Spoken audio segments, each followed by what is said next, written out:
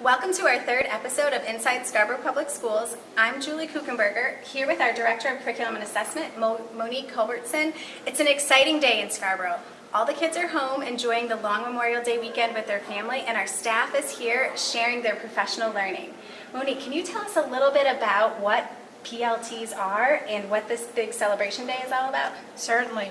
Professional learning teams are a way in which teachers can engage in action research to improve their instructional practice, basically improve what they do with our students. So engage in an area of interest. We have projects here today where teachers have explored how mindfulness can improve student learning, yoga in the classroom, formative assessment practices, all sorts of technology and adaptive assistive technology, even children's furniture in ways in which they can explore and be comfortable in the classroom to improve their learning. So we have lots of projects and lots of ideas here today, and the staff are sharing with each other across K-12 all of their learning that they've been engaged in over the course of the year. It's a wonderful day. It's a really exciting day, and we kicked off the morning with a keynote speaker, one of our parents who lives here in the community, Kerem Derdig, and so be on the lookout throughout this episode for some clips from that presentation as well. Come on in and join in on our professional learning journey.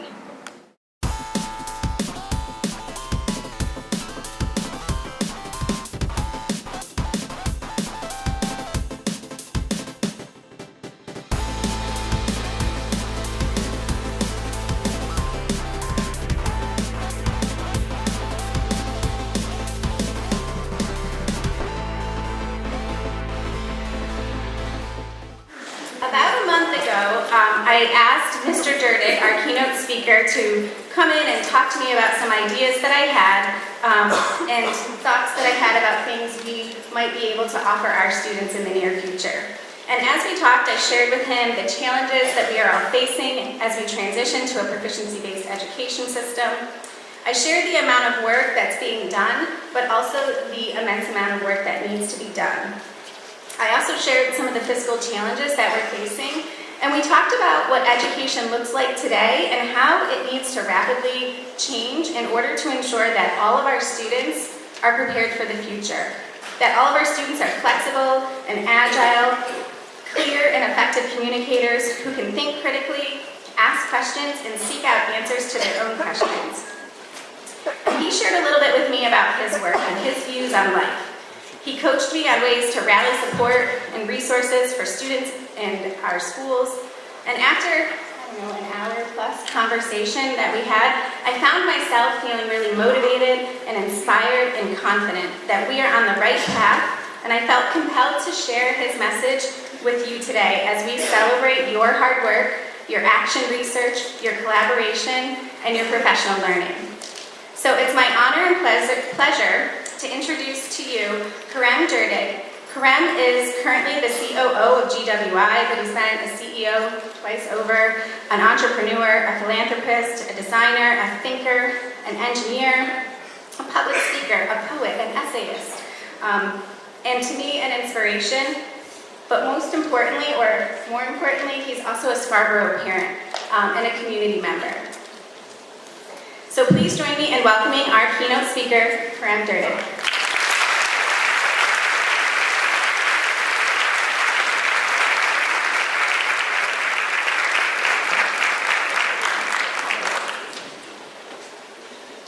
Thank you for being here. My task is to at least have some fun for the next 40 minutes so you guys can kick butt for the next 4 hours. Little did you guys also realize that if you had sat right in front, you got free tickets to the Star Wars premiere. But you needed to be full.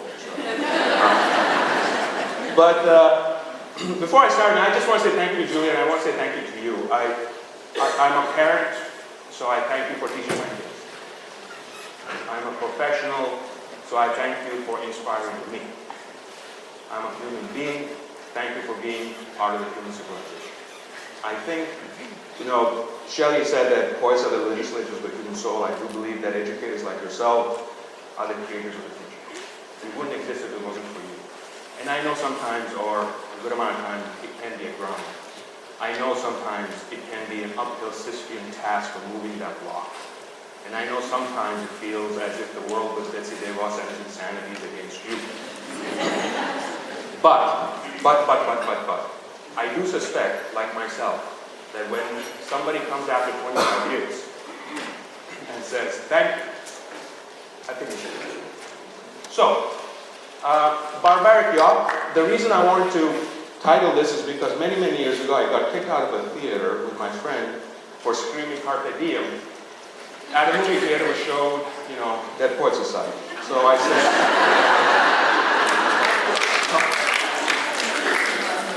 and I got a bunch of tattoos for that too, which my wife sometimes appreciates, my kids sometimes don't. So I thought, I want to mention Barbaric Yacht and about entering the fray. So I just want to share, just want to have a good time sharing what makes me want to enter the fray. And you can define the fray any way you want. So, this is an Azerbaijani speaker. Not bad, not bad. İnandığındaki ülke millisi Avrupa Şampiyonası'na bir Hakan Çalhanoğlu'nun adı yaxşı yer etildi cəlməzəməsini. So this ball wins. Selçuk ustalarla. Brit, he's a Brit. Turkey have a free kick. Coming up to 89 minutes. He's a Brit! He can effuse! He can emote! Eric, we don't. It's that one moment where I think everything sort of disappears. And I think that's instructive. And that leads to, at least what I believe is important every day, which is to celebrate some modicum of beauty and some modicum of creation, however you choose to define it. And I choose to define it something that is ephemeral in that one instant where there's some revelation of what you choose that you want to find. I know it's maybe secretive, magical. I'm not suggesting, we need to join the Oprah Book Club to find what that is. And this is every day, whatever that is. For me, sometimes that's in the movies. Huge movie buff. I think movies are the art form of the 20th and 21st century, which is egalitarian, arch, and I'm a competitive soccer fan, but if in another life I had my choice, I would want to be in the movies. Right? And the reason is because when I think of stuff like that, I harken back to some things that my parents obviously taught me, which is there's a certain amount of effort that leads to grace, that makes things meaningful, that gives you a sense of belonging, that makes things sort of congeal, that gets you to push through challenges. We all have challenges every single second of every single day, but at least helps to understand what those challenges are and what it could mean to actually accomplish them. So one of the things I do, and I do them with my son, there are days when we all go through that. So the good thing is we're all capable. We're all immensely capable of just saying, all right, then, I gotta go run.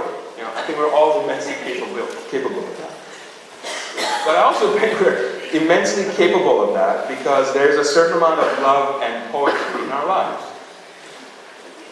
Sometimes it's unacknowledged, sometimes it's acknowledged, sometimes it's hidden, sometimes it's found, but it does exist. And to me it's important to at least think of these things as much as I can within the milliseconds of days that are available, because I think that's our quiet moment. Those are the moments when I think the universe tends to sort of congeal itself into a little bit of a hole and say, here I am. We're there. We had a note that was given to us by a girl who was really not doing that well that day. She was sitting on one of the benches, and she was there for probably close to 2 hours. And at the end of it, she came up and put this note along with some change into the bucket. basically she had said that she had been contemplating suicide. And listening to us sitting there and hearing that music, it changed her mind. And that's why we do this. I'm so happy that we can make that sort of impact. You know, it's a really beautiful thing.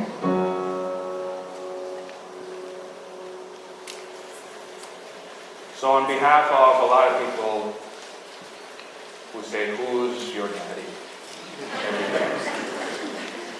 I want to thank you. Thank you for being who you are, for teaching. Thank you.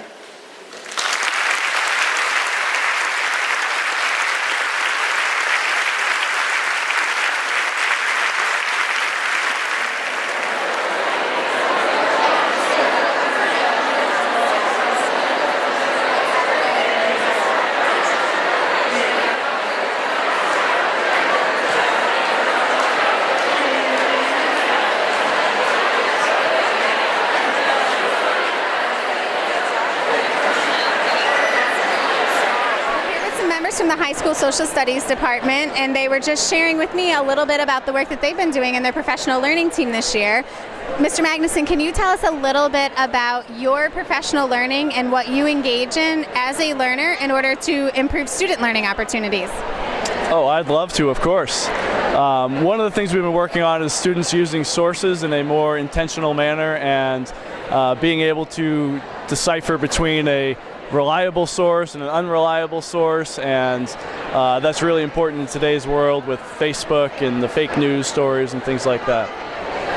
Yeah, we were talking earlier and I said that you guys really had some amazing content this year to work with.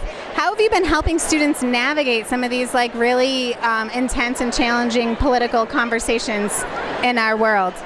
Great question. Obviously we're living in interesting times with the current political establishment, and I think more than ever kids really are starting to question what they know, what they're learning about, and definitely, as Keith just mentioned, just looking at primary source information, reading newspapers, how to assess a news source, think critically about is this factual news, is this valid, where do I see a bias, where do I see opinion, regardless of the spectrum of politics or people's personal persuasions on news issues. So I think kids understand that more and more. And for example, yesterday I noticed Mr. Trump was concluding his trip to Europe, and he was speaking with NATO, which I happened to be talking to my students last week about the Cold War and NATO, and I think more and more students realize this isn't just something that happened and was created in 1945 in response to at the end of World War II.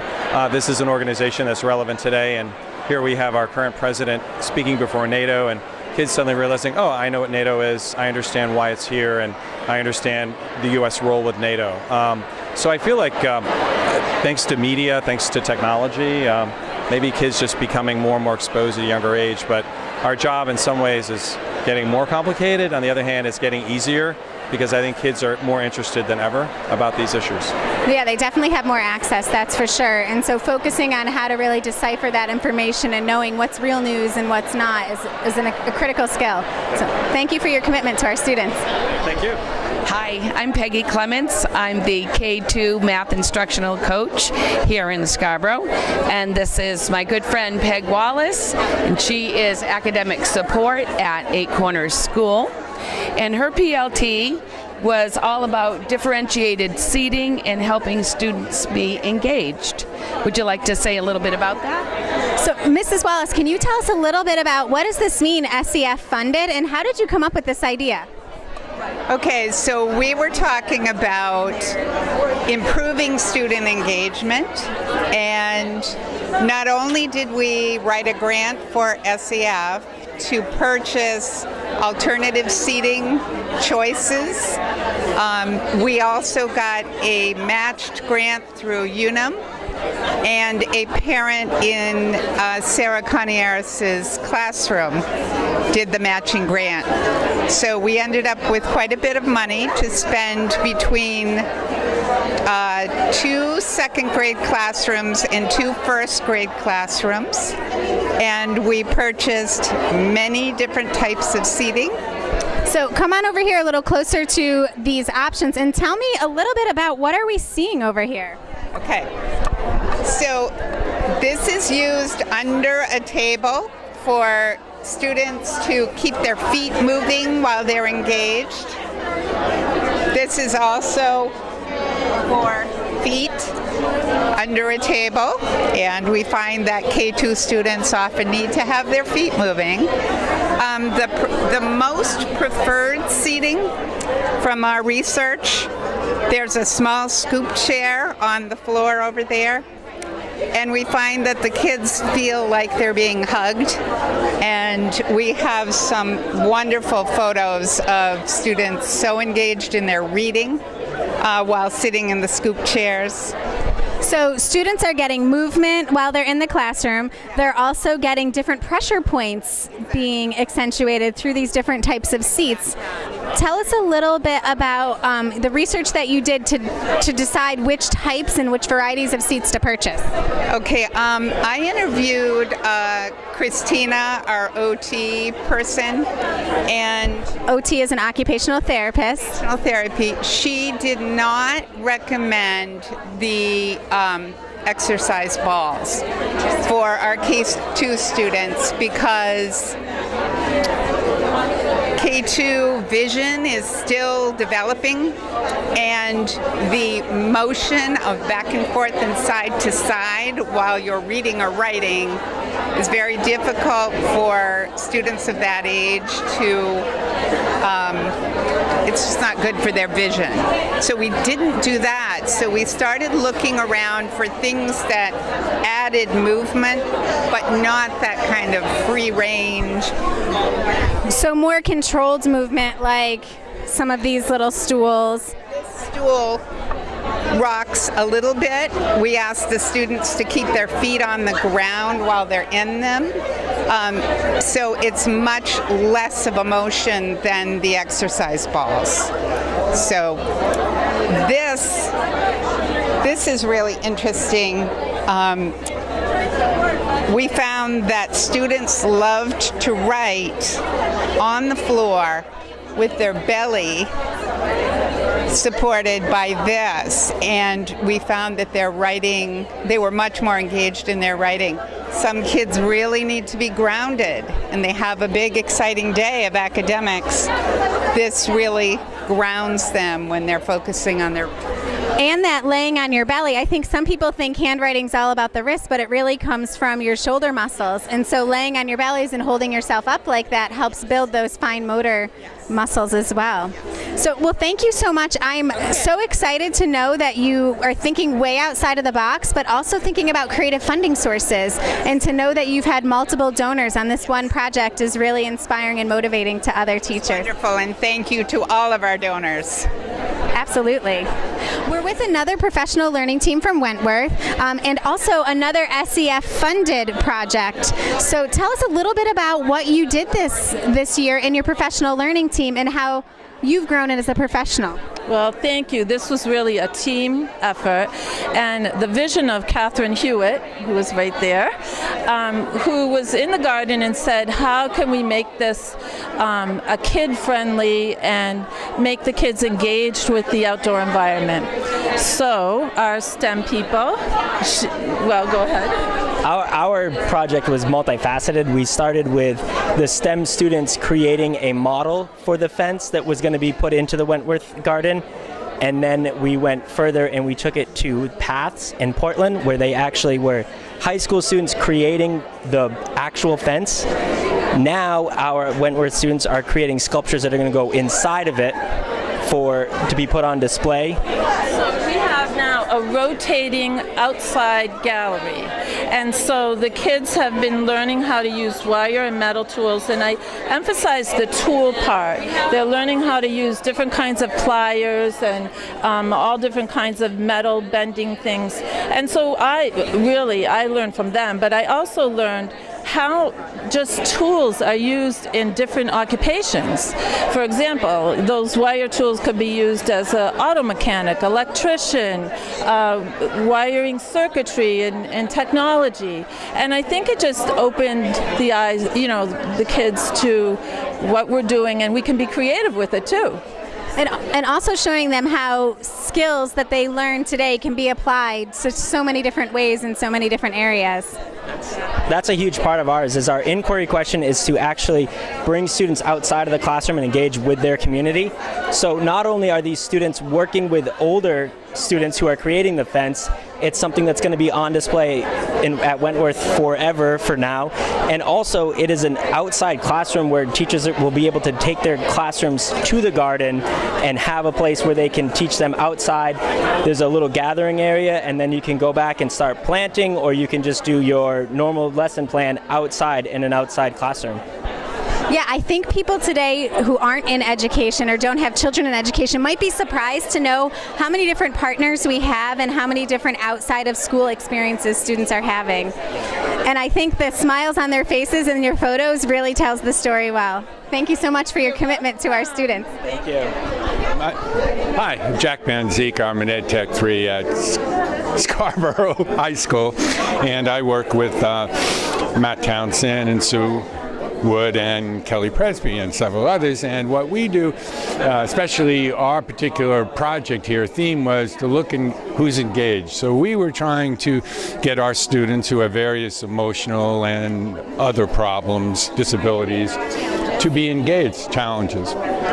And one of the ways we do is through indoor games. And one particular game that I found very, very effective was a best and worst of somebody who's gone on a travel. So it's called a travel report. And then that way, if you have a group of people who have just like an icebreaker game, this works perfectly because they can say the best restaurant they've ever been to, the best teacher they've ever had, or whatever, and then all of a sudden kids start to interact with each other. And we found that very good, especially with the kids that we have that sometimes have trouble interacting with each other. I think I need a little tutorial from you because I could use some of these strategies in my meetings with adults. Oh, yes, it works exactly. What's the benefit of keeping learners engaged? Why would you focus your time and energy on learning new strategies and skills in this area? To keep them engaged means they are thinking, and with some of the kids that I deal with, to have them think a little bit outside the box, because many of them are very routine driven. So this way they're exposed in what I call a gentler way to something new. And then if I can get them to engage with each other, then they work in a very communicative and community-based fashion, which we try to do in our classroom. That's excellent. It really also helps model the importance of having a flexible mindset and being agile and able to adjust to change regularly. That's what we try to do, and of course we have to do in our particular situation. But many times I share this with the other teachers, because especially during our advisory program, to get kids to open up and to communicate about their own personal experiences. And the more you know about somebody, then the less likely you are to criticize or any of the other things that happen amongst teenagers in school. Absolutely. So teaching compassion and empathy too. Exactly. Thank you so much for your dedication to our kids. Oh, it's great. Thank you. It's a pleasure being here. We know that we have a community that's so passionate about the arts, and music is such an important part of students' development. So tell us a little bit about what you learned this year as a professional and how that's helped your students be better musicians. Okay, this year we piloted a new program. We did kindergarten informances at Blue Point School, and we wrote up sort of an informational sheet so that parents could see what their children are doing in music as opposed to a stand-up concert format. And it was well received. The children showed what they can do, and parents were able to see each child performing in the classroom, and they were able to see each child having a part, playing an instrument, improvising, and totally student-centered. So we're really happy with the new format. I love that development of love and passion for music in multiple ways, so that it's not always just a big grand performance, but you can really enjoy music just by yourself and personally. Yes. Joy? Yes. I learned that the vocal literacy, melodic literacy and rhythmic literacy in our K through 4 or 5 students is vitally important. And it's important for them to become artful, beatful, and tuneful before they try playing an instrument. Because if they don't, playing an instrument is an outreach of what they already have inside. And that's why I always do recorders at the end of the year, because they've had those important foundational lessons that help them hear the tune, feel the beat and the meter, and be expressive. And so when they go to learn an instrument, they have those skills in place, and so they are just playing through an instrument what they already know, rather than start with an instrument and try to make them musical through that right off. And so, yeah. That's so great. I know in my house, almost everything turns into a song, so hopefully by the time Ava gets to you, she'll be ready. Thank you so much for your dedication. Thank you. All right, now time to take a look at some middle school professional learning with Jessica Kelly.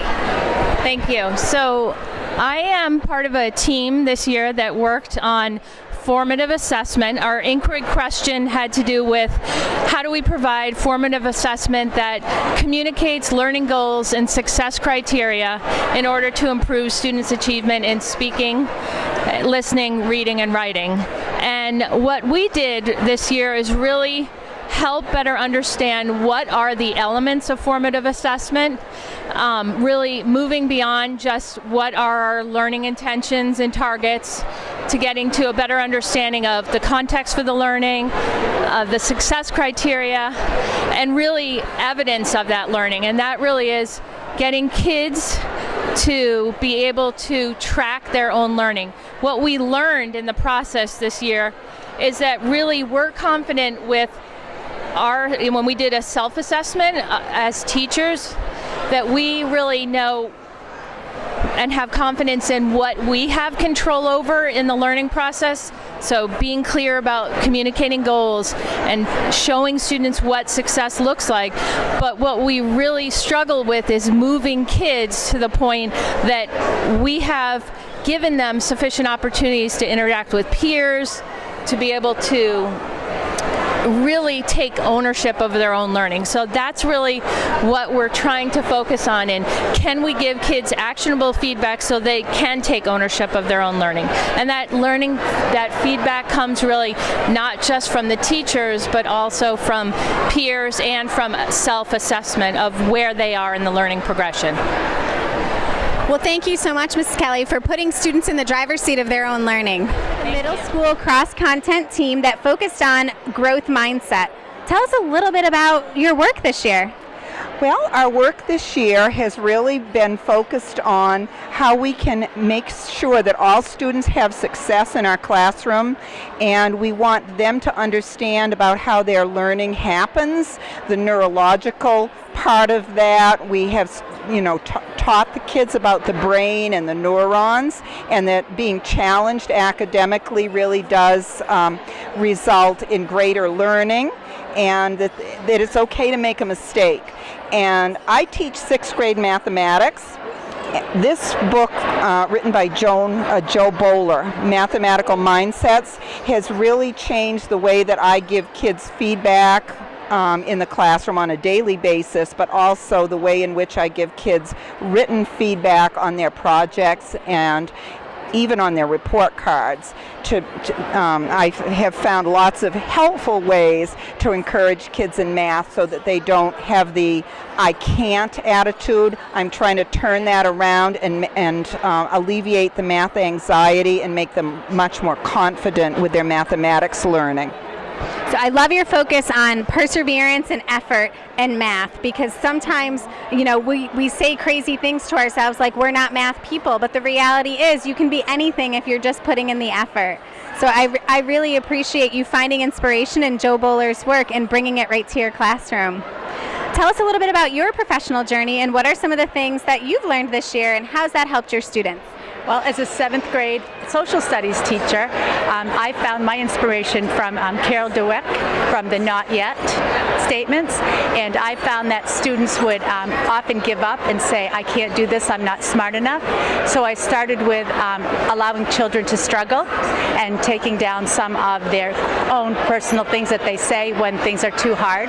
And then we moved into positive mindset where they began to think about what they can do, and that with determination, tenacity, etc., they were able to find that they can push through things that are very hard and gain more confidence. And personally, I found that I changed my teacher speak when I was in front of the class. Instead of saying that, oh, you're smart enough to do this, I say, you can work through it. You work harder, we can do this together. And it really has made a difference, and now they speak to each other in those terms. And we use a lot of these posters in our classroom. We have them hanging, and we use a lot of these quotes, and often we will say, you don't have it yet. Just take some time and work harder. And I think it's been helpful in our classrooms. It takes time and practice to retrain your brain and to make these choice words so that we're actually giving really meaningful feedback to students that they can use and apply. And you folks on your team, you're really taking a huge leap forward to our proficiency-based education transition when you're thinking about feedback in this way. So thank you so much for your dedication and your hard work this year.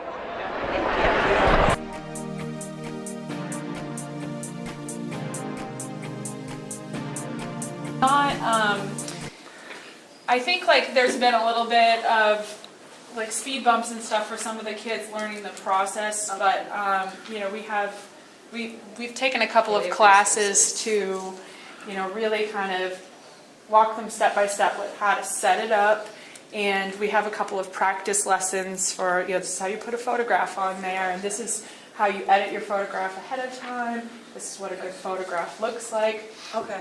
But yeah, essentially, other than the steps of putting it on the digital portfolio, this is really the same as what we've been doing for years, where if a student is done with their project, they have to write about it, and they have to write about, you know, what was the project, what was your process, what struggles did you have with that process, how did you work around those struggles, what successes did you have, what would you change? Thank you, that gives me a better idea of how I can help him in the sense of shared activities. These are activities that other teachers have put out and want to share. So I was saying so it's not just specifically designed for no, I think it kind of started as a language website, but yeah, anybody can use it, as you see on here. All kinds of other people can use it. You can search by topic for games. We're math teachers, so we're foreign language teachers, in a sense. Yeah. Good point. Feels like it sometimes. So I don't if I have no idea what's going to come up when I choose physics, but here's like, so these are games when they have the colors. Battleship is a game, quiz, so this is something someone did as like an assessment. So you can pick these when you want formatives, pick these when you want summatives. You can modify them after you download them.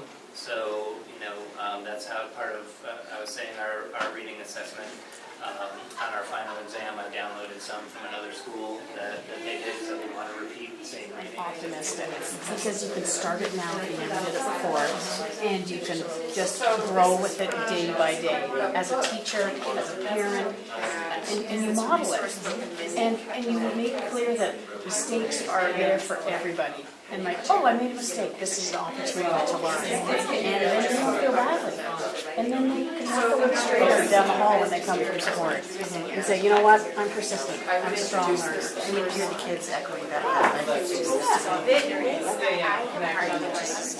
Thank you for joining us for this episode of Inside Scarborough Public Schools. I hope that you realize from listening to our teachers and seeing some of the work they've done in their action research that educating a child today isn't just about the basics, it's also about teaching the whole child, including social emotional learning lessons and thinking about how to really keep them engaged and prepare them for a world that is changing so rapidly around us. Until next time, I'm Julie Kukenberger, your superintendent. Thank you for watching.